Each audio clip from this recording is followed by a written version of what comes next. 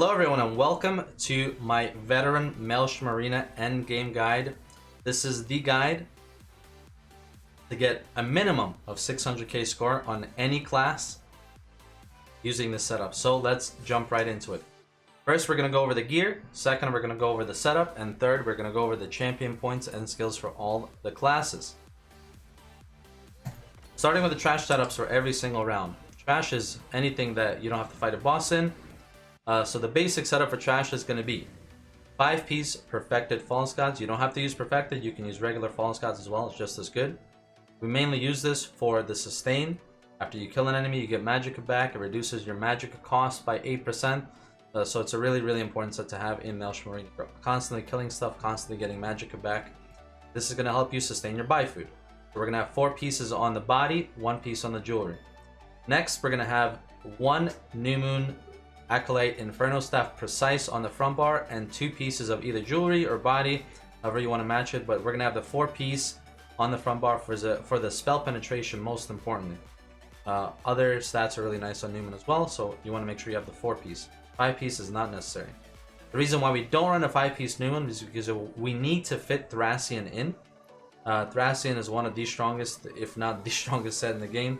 It's going to give you 1,000 billion spell damage. It's going to help you one-shot pretty much everything, so Thracian Stranglers is a must-have when you're pushing higher scores in Maelstrom Arena. Next, we're going to have 2-piece Magcro.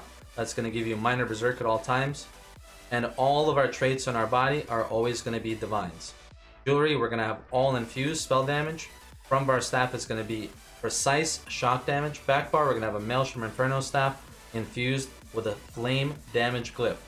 However, when you're doing round 1, round 8, round 9, and round 6, that's round 1, 6, 8, and 9, you're going to be fighting a lot of Daedra, so you want to switch this back bar to a prismatic. However, that doesn't make much of a difference, so it's not really a big deal if you guys don't change to Daedra crowns at all.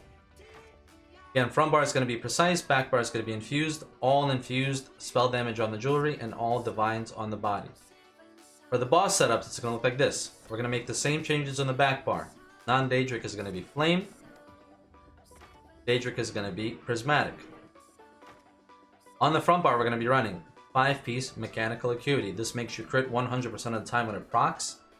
So this is really strong for burst damage, which is all of the boss fights in Maelstrom Arena. So we're going to have infused staff and 3-piece mechanical acuity, all infused, all spell damage on the front bar. On the back bar, we're actually running 6-piece Master Architect. And the reason why we want to have 6-piece, we're going to want to have 4-piece on the body. So when we switch to the front bar, we're maintaining the 4-piece bonus. And on the back bar, when you're dropping your Destro, you're going to have the Master Architect proc, which is going to, again, give you a huge damage boost and a huge burst. Next, we're running Balorgs, which is going to give you a lot of spell damage and a lot of penetration, which is both of the things that you need for bursting down bosses. And last but not least, we're obviously never taking off Thracian Stranglers because they give you 1 billion spell damage. So make sure you have that in every single setup that you're running. So that's it for the gear. Again, this gear works for any class, any way, shape, or form you want to do Maelstrom Arena. So make sure you use the same exact setups on every single class. However, if you do want to change on a Warden and you want to put on Wings for Berserk instead of Slimecraw, you can put either Grothdar or Scoria. Both don't really matter, it's not much of it. I prefer using Slimecraw and just having a bar space on a Warden as well. Next, we're going to jump into the CP. This is pretty basic CP, and again, it works on every single class. The green CP is going to look like this. We have 31 Warlord, 7 Sprinter, 21 Bashing Focus, 100 Arcanist, 49 Tenacity, 31 Tumbling, 31 Shadow Ward, and again, you can definitely change this up to however you're comfortable with. Blue CP, 66 Elborn, 65 Ellie Expert, 19 Spell Erosion. You can put a little bit more into Spell Erosion if you do choose to do so. So something like this would also work.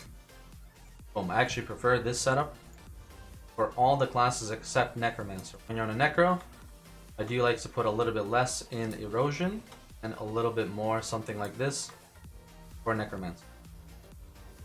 Next, we have 66 Master at Arms, 23 Staff Expert, and last 31 Thaumaturge. For the red CP, again, you can change this up to your liking. However, it's going to look like this: 61 Ironclad, 17 Spell Shield, 56 Hardy, 56 Alley Defender, 48 Thick Skinned, and 32 Quick Recovery. So that CP is going to work for any class, any character they use. And then lastly, let's go over our actual stats. So we're always going to be using the Shadow Mundus Stone. We already have enough penetration from our CP, and wearing New Moon and Balward to make up for not using Lover. So Shadow is definitely the way to go. We're going to be using the Lure Allure, otherwise known as Arteum Pickled Fishbowl, on all of the classes. And for potions, we're always going to be using the Spell Power Pots, which give you Magicka back, Major Sorcery, and Major Prophecy. You can use the Alliance ones or the crafted ones, or these Crown Store ones. So that's pretty much it for the basic builds. Now let's go over the skills for each class. Okay, let's talk about the Nightblade skills from veteran Maelstrom Arena first. So on Nightblade, the basic skill setup is going to be as follows. Your main spammable is going to be Swallow Soul. It's a really nice heal. It also does a lot of damage. If you do prefer to use Force Pulse, you can do so as well. Just make sure that you're keeping Swallow Soul up while you're Force Pulsing all the dead adds. However, I personally prefer keeping Inner Light on and just using Swallow Soul as my main spammable. Next, Merciless Resolve. Not only is this a really strong proc, but also gives you a lot of tankiness when you have 5 stacks up. So make sure you're using this. It also gives you crit. Next, Scalding Rune. If you use this properly, it is really nice for pre-damaging portals, as well as being able to one-shot a lot of the lower health mobs if you place that and time it correctly. Next, we have Impale. That's our Execute. On trash rounds, you don't use this very often, but on boss rounds, it is very important to use it. Inner Light, like I said, you can use this if you really want, or you can set something like Force Pulse in its stead. But again, I do prefer using Inner Light for a little bit more burst damage. And lastly on the front bar is Soul Harvest. This is a must-have. We don't use the ultimate as much. We usually drop Destros, but this helps us gain a lot of ultimate between rounds, because while you have it slotted, every enemy kill gives you 10 ultimate. For the back bar, we're going to have Mystic Orbs, one of the strongest dots. A really nice pre-damage before any single portal spawns. Next, Unstable Wall of Fire, our best damage skill. And it also gives us the boost for light attacks through the Maelstrom buff. Next, we have Twisting Path. Channel Acceleration, pre-buff before every single ad wave. And last but not least, we have Siphoning Attacks. This is our sustain, and it does give you a little bit of healing. Lastly, our back bar ultimate, the Fiery Rage. This is what we spam every single boss, almost every single end of the round. So make sure you learn how to use this wisely as well. For the rounds that do have a little bit of AoE, you can think about taking out Scalding Rune and placing Sap instead. It also does give you a lot of healing. So for round 5, for example, in the ice round, when there are 3 or 4 enemies clumped up, you can definitely use Sap Essence. It's a really, really nice skill to use on rounds 5 and round 8. So that's it for the Nightblade. Let's move on to the next class. For the Sorc skills, let's take a look at this. Sorc skills are pretty easy to use and are pretty simplistic. So on the front bar, we're going to have Force Pulse, our main spammable. Second, we have obviously Crystal Frags. Third, we have the Twilight Tormentor. You can pre-buff with this before every single portal spawns. Next, we have Inner Light. Last, we have Bound Aegis. Shooting Star on the front bar. You can, if you prefer, to take out Inner Light and use the Mage's Guild Rune. If you're good with the Mage's Guild Rune, Scalding Rune, you can one-shot a lot of mobs with it, like I said before. But I do prefer just using the simple Inner Light setup and do a lot of damage on the front bar. For the back bar, we have Crit Surge, which is our main heal, Unstable Wall of Elements, Lightning Flood, Channeled Acceleration, Pet, because you have to have a double bar, and the Elemental Rage Destral. For the Necromancer skills, let's take a look. So, Necro is actually one of the most fun classes to play in Maelstrom Arena. It has a lot of damage. It has really great sustain. And it's just an overall fun class to play in Maelstrom. So our basic skill setup looks as follows. The first skill that we have on is Force Pulls. That's our main spammable. We don't use Skull. Force Pulls does a little bit more damage in solo content. Next, we obviously have Blast Bones, not only for the passive, but also for pre-buffing some of the portals and bosses. Scalding Rune, as I mentioned before, it's really nice for one-shotting some of the weaker mobs, pre-buffing portals. Next, we have Mystic Siphon. As long as you keep this up, your Magicka is never going to drop below 50%. This is absolutely amazing. Inner Light for a little bit more consistent damage on the front bar. On the front bar, I do prefer using Glacial Colossus. However, you can change this to Meteor if you really want. It's completely up to you. On the back bar, we have our Skeletal Arcanist. Next, we have Unstable Wall of Elements. Unnerving Boneyard. You can switch this to the other morph, but I do recommend using this morph because it does give you your Breach Fracture enemies. Talent Acceleration. And this is your main healer right here, Spirit Guardian. Make sure you keep this up at all times. Otherwise, it's going to be rough. Elemental Rage is your back bar ultimate. And if you do need to put on a shield, which I do, for example, on round 5, you can change Scalding Rune to Harness Magicka or Dampen Magicka, whichever you prefer.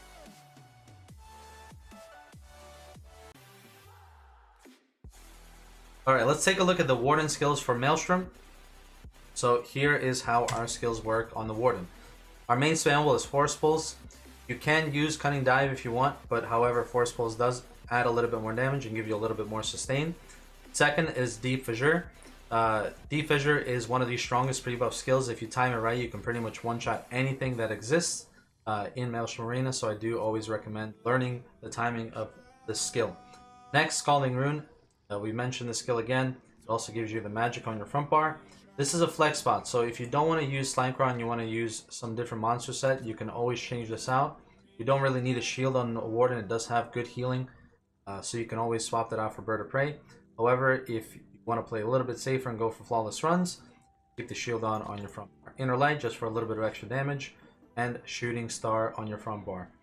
We do sometimes use Shooting Star in some of the rounds where you can't build a Destral, so you do want to have this on your front bar. Otherwise, you can put on the Eternal Guardian just for the passive. That's going to give you a little bit more damage. Our back bar is going to be Living Trellis. This is our main heal. You want to try to keep this up every 10 seconds, and you can also use this as a burst heal. Anytime you get low, just pop it again while it's active, and you get a lot of healing. It also increases your health, so make sure you keep this up at all times. Next is Unstable Wall of Elements. Then we have Winter's Revenge. Channeled Acceleration, Blue Betty, this makes your sustain almost infinite, and then lastly, Elemental Rage as always. For the boss rounds, because we're not running Slimecraw, I do recommend putting on Bird of Prey for any of the boss burns that you're doing instead of the shield, but again, if you need a shield, obviously it's a little better not to die. Another good option to use in this spot if you're using Slimecraw is Thatcher's Infection. You can also use this for boss rounds as well. Alright, next we're going to take a look at the Templar skills for Maelstrom. So on the trash and the bosses are pretty much using the same exact setup. Now Templar is one of the harder ones to do Maelstrom on, just because you think it has a really good healing, but because it has no healing over time and you have to basically spam shields or use jabs to heal, it's actually one of the most difficult classes to do Maelstrom on. So this is how our skills are going to look. Our main spammable again is Force Pulls. The next is going to be Puncturing Sweeps. Now this is our main heal, so when you get low, instead of spamming Force Pulse, you're going to get close, you're going to Puncturing Sweep. Next we have a Mystic Orb on the front bar. You can swap this out for Scalding Rune if you really want to. However, I do prefer running Mystic Orbs. Next, Harness Magicka. I use this pretty much as a pre-buff for pretty much every single round. Before ad spawn, I hit one shield and then I go into the combat. Sometimes I hit a shield twice in every round, but yeah, you pretty much have to keep your shield up almost all the time on a Templar, because again, healing on Templar is really bad in Maelstrom. Next we have Inner Light for a little bit more consistent damage. Shooting Star as our front bar ultimate. Next we have Ritual Retribution. This is a really good healing skill, however it's not enough to sustain your health in Maelstrom. So always pre-buff this, keep this down. It's going to help you shield a little bit less, and it's going to help you not sweep as much as you want to. Next is Unstable Wall of Elements. Then we have Blazing Spear, Channeled Acceleration, and Channeled Focus is a must-have. Not only does it make you very, very tanky, gives you your resistances, but it also gives you a ton of magicka back. So I feel like this was a must kill. I tried to run Maelstrom without Channeled Focus. It was a terrible experience. I do recommend you guys sacrifice some damage. Always keep Channel Focus on your bar and always keep it down for the magicka sustain. Lastly, our backbar ultimate as always is Elemental Rage.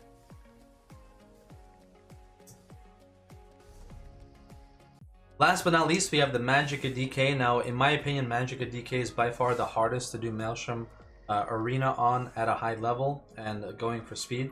So let's take a look at the skills for the Magicka DK. Here are our Maelstrom setups. So first we have Force Pulse. Again, we do need range. We use this as a range spammable in Maelstrom. Next, we have Burning Embers. Believe it or not, Burning Embers is our main and best heal in Maelstrom. So you want to try to put this on as many things that are melee as possible without trying to sacrifice too much damage. However, again, it's a really terrible heal. You're going to have to pretty much spam shields. This is definitely a flex slot for trash. This isn't very useful. You can swap this out, for example, something like Scalding Rune. I actually do prefer this on trash a little bit more. However, Engulfing Flames is something that you want to always have on for bosses. Again, Harness Magicka is one of the key factors and the most spam skills on Magicka DK in Veteran Maelstrom Arena, because again, this class has the worst healing. This is the only heal that this class has. A lot of people do choose to go with Cauterize instead of Flames of Oblivion. However, Flames, I choose not to sacrifice Flames because it's one of the highest damaging abilities on the Mag DK, so I just prefer to spam shields. Next, we have Inner Light and Shooting Star on the front bar. On the back bar, we have Orbs, Wall, Eruption. Try not to spam this simply because this is a very, very expensive skill. So you want to put this down maybe once per round and just leave it there. Let it run out if it does. Once per boss. Don't spam this at all. You're just going to put Wall and Orb on all the spawns. Don't worry too much about Eruption. Next, we have Channeled Acceleration. And again, if you're really struggling with healing, change this to Cauterize. I prefer running Flames of Oblivion. It does one-shot a lot of the low health mobs.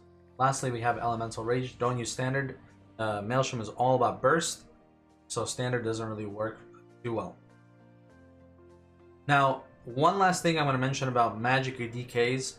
Because the sustain is so bad, I do recommend, because I'm a high elf, I actually run one Magicka Recovery Glyph on my jewelry. However, I do recommend maybe going Breton if you don't want to run any recovery on the jewelry. Either way, if you go Breton or you put a little bit of recovery on your jewelry, either way, it's going to work just fine. So that's pretty much it for all the Maelstrom guides. Again, guys, I hope this helps you guys out. And I hope that this helps you reach those 600k plus scores and consistent weekly placements. My name is RNC, and hopefully we'll see you in the next video. Bye-bye.